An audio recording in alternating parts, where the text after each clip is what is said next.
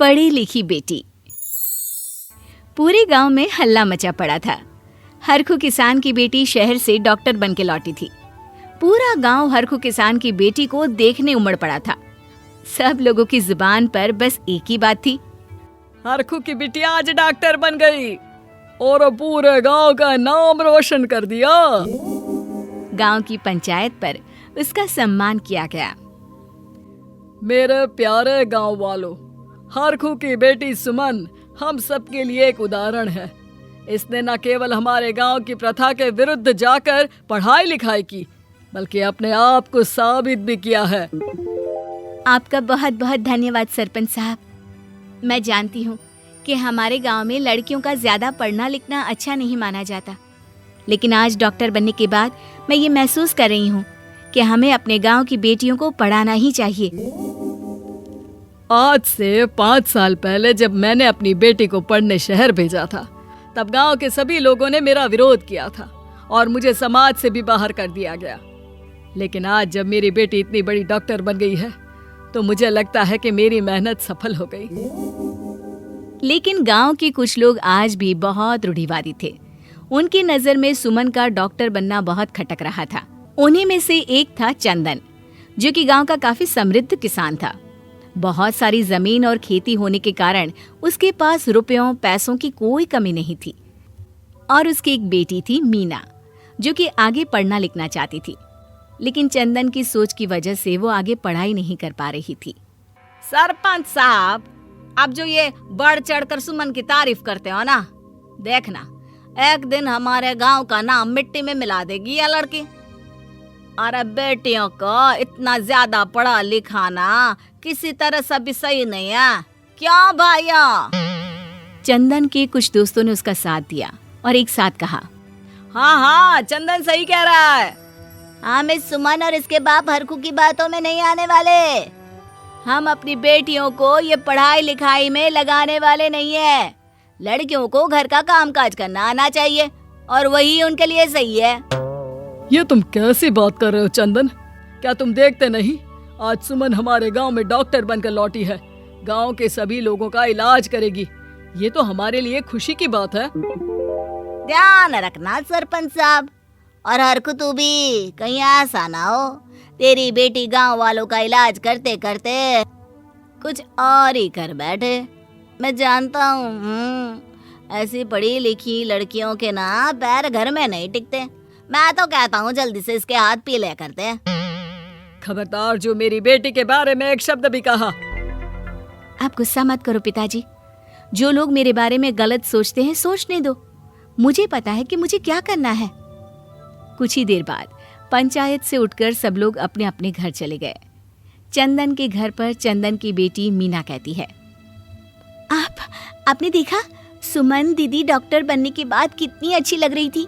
मुझे भी आगे पढ़ाई लिखाई करनी है। अरे देख मीना, मैंने तुझे 10वीं क्लास तक पढ़ा दिया है। खबरदार जो इसके आगे पढ़ाई लिखाई की कोई बात भी की तो अच्छा नहीं होगा। मैं तो तेरे ब्याह के लिए लड़का ढूंढ रहा हूँ। लेकिन पढ़ने में क्या बुराई है पापा? मैं भी कुछ बनना चाहती हूँ। मेरे गांव की बेटियां चूल्हा चौका सीखती हैं, किताबों में अपनी आंखें नहीं फोड़ती, समझी तुम? और आज के बाद मुझसे कभी पढ़ाई के बारे में बात मत करना। मीना उदास थी। उसकी आंखों में आंसू नजर आ रहे थे। मीना ने सोचा कि क्यों ना सुमन से बात की जाए, शायद वो उसकी पढ़ने में कोई मदद कर दे। और यही सोचकर एक दिन मीना सुमन से मिलने उसके क्लिनिक पर गई। सुमन दीदी, मुझे भी पढ़ने लिखने का बहुत शौक है, लेकिन पिताजी समझने की कोशिश ही नहीं करते। उन्हें लगता है कि लड़कियों को ज्यादा पढ़ाई नहीं करनी चाहिए।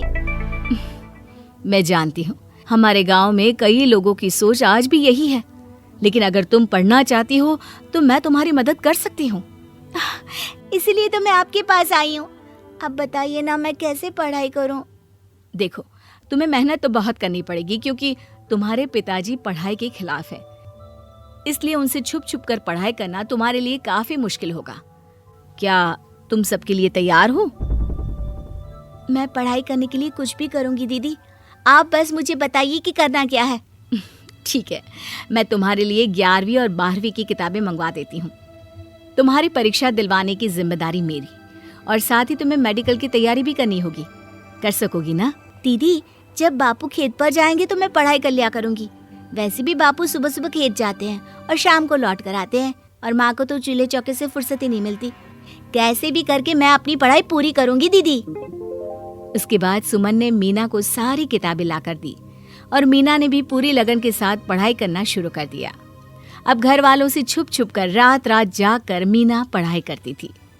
2 साल पूरे होने को आए, लेकिन मीना के पिताजी चंदन को उसकी पढ़ाई की भनक तक ना लगी। 12वीं की पढ़ाई के साथ साथ उसने मेडिकल की भी तैयारी कर ली थी।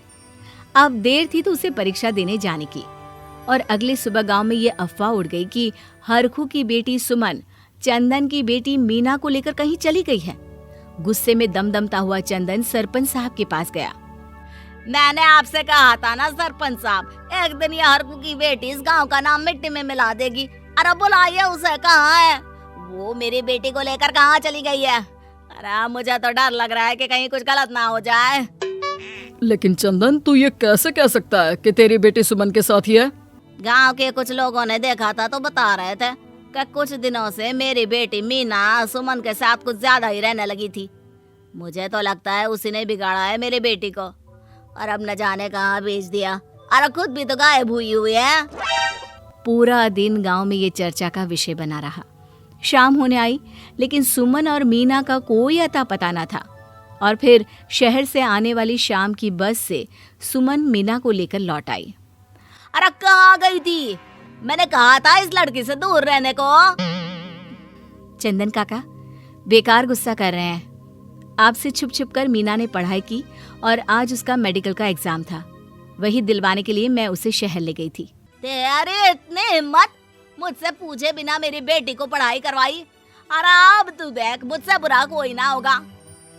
अगले 15 दिनों में इसकी शादी किसी के साथ ना करवा दूं तो बताना मुझे, फिर देखता हूँ ये कैसे पढ़ाई करती है। चंदन के साथ कई लोगों ने हरखू और उसकी बेटी सुमन का विरोध किया और उनके सामने कई तरह की मुश्किलें पैदा कर दी। उधर चंदन जल्दी से जल्दी मीना की शादी की तैयारियों में लग गया। 1 महीना बीत गया और एक दिन मीना की शादी में 2 ही दिन का समय बाकी रह गया था। सुमन उसके घर आई। उसे देखकर चंदन गुस्से में बोला, तेरे हिम्मत कैसे हुई मेरे घर आने की, और अब क्या बाकी रह गया था? सुमन ने अपने हाथ में पकड़े हुए कागज उसे दिखाते हुए कहा, चंदन काका, आप जिस बात पर गुस्सा कर रहे हैं उस पर आपको गर्व करना चाहिए। ये देखिए, मीना ने पूरे राज्य में टॉप किया है और राज्य सरकार उसे सम्मानित करना चाहती है। आपकी बेटी मेडिकल की परीक्षा में प्रथम स्थान पर आई है। चंदन को सुमन की बात पर विश्वास ही नहीं हुआ। अरे देख देख, झूठ बोल कर ना इस तरह मुझे पटाने की कोशिश ना कर। हाँ, 4 किताबें क्या पढ़ गई, मुझे बेवकूफ समझती है क्या? ये पकड़ो कागज और आप खुद पढ़ लो। इतनी पढ़ाई तो आपको आती ही होगी ना काका। आपकी बेटी को सम्मानित किया जाएगा और आप उसकी शादी करके उसका भविष्य बिगाड़ना चाहते हैं। चंदन ने सुमन के हाथों से वो कागज ले लिए और उन्हें ध्यान से पढ़ा। मीना ने मेडिकल की एग्जाम में टॉप किया था और उसे राज्य सरकार के द्वारा सम्मान मिलने वाला था। ये देखकर चंदन को बहुत खुशी हुई और उसे अपने किए पर बहुत पछतावा हुआ। मुझे माफ कर दो सुमन बेटा, मैंने अपनी बेटी और तुम्हारे साथ बहुत गलत किया है। आज से मैं अपनी सोच को बदल दूंगा कि हमें बेटियों को पढ़ाना चाहिए, और गांव के सब लोगों को भी अपनी बेटियों को पढ़ाने के लिए प्रेरित करूंगा। वादा बेटा।